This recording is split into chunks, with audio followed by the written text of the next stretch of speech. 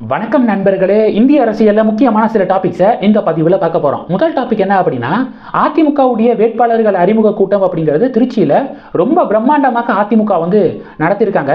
அதிமுகவினர் அதுக்கு கூடின கூட்டத்தை பாருங்க, எந்த அளவுக்கு ஒரு கூட்டம் கூடியிருக்கு பாருங்க. இது ஜஸ்ட் வேட்பாளர் அறிமுக கூட்டம் அப்படின்னு சொல்லிட்டு இப்போ அதிமுகவினர் பதிவுகள் போடுறத பார்க்க முடியுது. ஓகே, இப்போ இதற்கு பாஜகவினர் என்ன சொல்கிறாங்க அப்படின்னா, தமிழகத்தில் போட்டி திமுகவா பாஜகவா அப்படின்னு களம் மாறிடுச்சு. இதில் எடப்பாடி பழனிசாமி அவர்கள் அப்செட் ஆகி களம் திமுகவா அதிமுகவா அப்படிங்கிறதான் களம். இதை ப்ரொஜெக்ட் பண்ணுறதுக்கு ஒரு பிரம்மாண்டமாக ஒரு கூட்டத்தை நம்ம கூட்டணும் அப்படின்னு சொல்லிட்டு அந்த போட்டியிடக்கூடிய 39 பாராளுமன்ற தொகுதி இருக்குது பார்த்தீங்களா, அந்த தொகுதியை சேர்ந்த அதிமுக நிர்வாகிகளுக்கு உத்தரவு போட்டு அந்த உத்தரவின் பேரில் தமிழகம் முழுவதும் இருந்து ஆட்கள் வரவழைக்கப்பட்டு இந்த கூட்டத்தை திருச்சியில் கூட்டியிருக்காங்க. இதில் என்ன இருக்குது, ஓட் பர்சன்டேஜ் தான் முக்கியம். நீங்கள் தேர்தல் ரிசல்ட்டு ஜூன் 4ஆம் தேதி அப்போ தெரிஞ்சுக்குவீங்க பாருங்க, அதிமுக எந்த அளவுக்கு ஒரு பின்னடைவை சந்திச்சிருக்கு அப்படிங்கிறத தெரிஞ்சுக்குவீங்க பாருங்க அப்படின்னு பாஜக பதிவுகள் போட அதிமுக பாஜக இடையே டிபேட் நடக்குது. அதிமுக ஜூன் 4 பார்ப்போம், நாங்கள் ரெடி அப்படின்னு அதிமுகவினரும் சொல்கிறாங்க. இப்போ இதெல்லாம் இருக்கட்டும், அதிமுக கிட்ட நான் பார்க்கக்கூடிய பெரிய பிரச்சனை என்ன அப்படின்னு பார்த்தீங்கன்னா, கூட்டணி கட்சிகள்கிட்ட அனுசரணையா கூட்டணி கட்சிகளை ஹர்ட் பண்ணுற மாதிரி அவங்க பேசுகிறாங்களோ அப்படிங்கிற ஒரு டவுட் இருக்குது.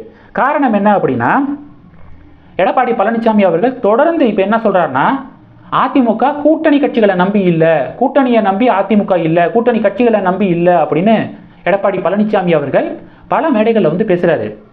கூட்டணியில் எந்த கட்சிகளும் இல்லாமல் இது போன்ற ஸ்டேட்மெண்ட்டை முன்வைக்கிறாரு அப்படின்னா அப்போ பிரச்சனை கிடையாது. ஆனால் இப்போ அதிமுக கூட்டணியில் சில கட்சிகள் இருக்காங்க. உதாரணத்துக்கு புதிய தமிழகம் கட்சி இருக்காங்க, தேமுதிக இருக்காங்க, எஸ்டிபிஐ இருக்காங்க. இது போன்ற கூட்டணி கட்சிகளை வச்சுக்கிட்டு கூட்டணிகள் எங்களுக்கு தேவையில்லை, கூட்டணியை நம்பி நாங்கள் இல்லை அப்படின்னு எடப்பாடி பழனிசாமி அவர்கள் பேசுறது அந்த கூட்டணியில் இருக்கக்கூடிய கட்சியை சேர்ந்த நிர்வாகிகளுக்கு தொண்டர்களுக்கு ஒரு பெரிய ஒரு அதிருப்தியை ஏற்படுத்தியிருக்கு அப்படிங்கிறத நம்ம பார்க்குறோம். இப்போ பாமக பாஜக கூட்டணியில் போயிட்டாங்க. இப்போ அதிமுக என்ன சொல்கிறாங்க அப்படின்னா, பாமக கூட்டணியில் இருந்த வரைக்கும் எங்ககிட்ட ஒரு வெற்றி கூட எங்களுக்கு வரலை. உதாரணத்துக்கு 2019 பாராளுமன்ற தேர்தலையும் எங்கள் கூட்டணியில் தான் இருந்தாங்க, நாங்கள் ஜெயிக்கலை. 2021 எங்கள் கூட்டணியில் தான் இருந்தாங்க, நாங்கள் ஜெயிக்கலை.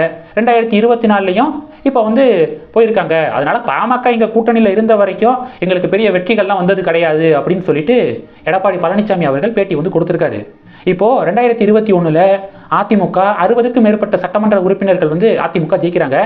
அப்போ இந்த 60 சட்டமன்ற உறுப்பினர்கள் ஜெயிக்கிறதுக்கு பாமகவும் ஒரு கான்ட்ரிபியூஷன் இருக்குல்ல. பாமகவை சேர்ந்த அந்தந்த பகுதிகளில் இருக்கக்கூடிய தொண்டர்கள், பாமகவுடைய ஆதரவாளர்களும் ஓட்டு போட்டிருப்பாங்களே.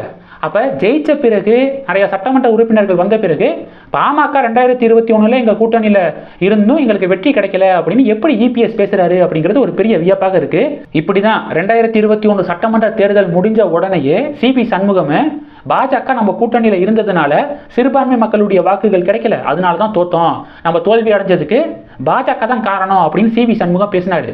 எப்போ அதிமுக பாஜக ஒரே கூட்டணியில் இருக்கும்போது இது போன்ற ஸ்டேட்மெண்ட்டை முன்வச்சாரு. அப்போ அதிமுக பாஜக கூட்டணி உடையிறதுக்கு காரணம் அண்ணாமலை கிடையாது, சிவி சண்முகம், கேபி முனுசாமி, ஜெயக்குமார் அவர்கள், இது போன்ற அதிமுகவுடைய மூத்த தலைவர்கள், முக்கியமான தலைவர்களுடைய இது போன்ற பேச்சுக்கள் முக்கியமான காரணமாக நான் பார்க்குறேன். அதிமுக பாஜக கூட்டணி உடஞ்சதுக்கான காரணமாக நான் பார்க்குறேன். ஓகே, இதெல்லாம் இப்போ தமிழக அரசியலில் நடந்துட்டு இருக்கு. அடுத்து என்ன பார்க்க போகிறோம் அப்படின்னா, ராஷ்ட்ரிய ஜனதா தளம் காங்கிரஸ் இவங்களுடைய கூட்டணி உடைய போதா, இந்தி கூட்டணி இந்தி கூட்டணிக்கு இன்னொரு ஒரு சிக்கலா அப்படிங்கிற மாதிரியான பல கேள்விகள் வந்திருக்கு. பீகாரில் பார்த்தீங்கன்னா ஆர்ஜேடி மற்றும் காங்கிரஸ் இடையே இந்த தொகுதி பங்கீடு விஷயத்தில் பெரிய ஒரு பிரச்சனை போய்க்கு இருக்கு. பீகாரில் இருக்கக்கூடிய காங்கிரஸ் தலைவர்கள், மூத்த நிர்வாகிகள்லாம் ஆர்ஜேடி கூட நம்ம கூட்டணி வேண்டாம், ரொம்ப கம்மியான சீட்டு கொடுக்குறாங்க, 40 தொகுதியிலையுமே நம்மளே களமிறங்கலாம், வேட்பாளர்களை நிப்பாட்டலாம் அப்படின்னு பீகாரில் இருக்கக்கூடிய காங்கிரஸ் தலைவர்கள் முடிவு எடுத்திருக்காங்க.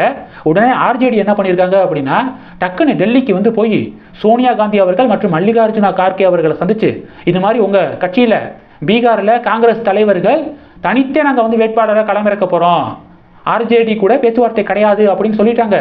ஆல்ரெடியே நம்ம இந்தி கூட்டணி ரொம்ப வீக்காக இருக்குது, இதில் இப்படி ஒரு சம்பவம் நடந்துச்சுன்னா இந்தி கூட்டணிக்கு ஒரு பெரிய ஒரு டேமேஜ் ஆயிரும், அதனால டக்குன்னு உங்கள் ஆட்களை சொல்லி நிப்பாட்டுங்க அப்படின்னு சொல்லிட்டு ஆர்ஜேடி தேஜஸ்வி யாதவ் இருக்கார் பார்த்தீங்களா, அவர் டெல்லிக்கு போய் பேச்சுவார்த்தை நடத்தியிருக்காரு.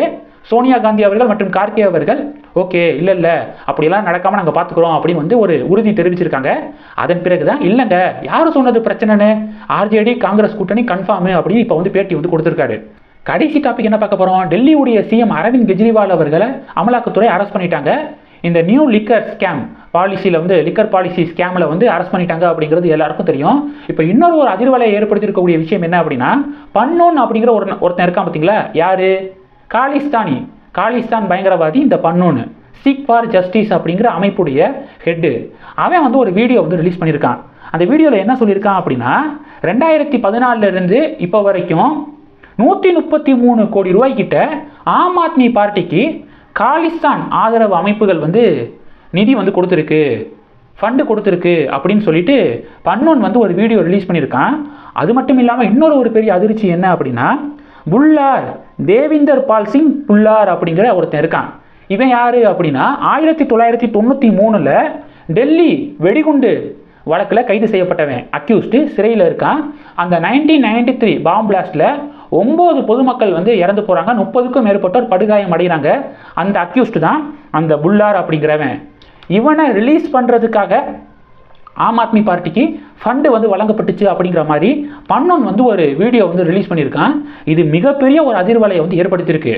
பன்னூனே காலிஸ்தான் ஆதரவு பயங்கரவாதி, அவன் வந்து சீக் ஃபார் ஜஸ்டிஸ் அப்படிங்கிற ஒரு அமைப்பை வந்து நடத்துகிறான். காலிஸ்தான் ஆதரவு அமைப்புகள் ஆம் ஆத்மி பார்ட்டிக்கு 133 கோடி ரூபாய் வந்து ஃபண்டு கொடுத்துருக்கோம் அப்படின்னு வந்து சொல்லியிருக்கான். இது பெரிய ஷாக்கிங்காக வந்து இருக்குது.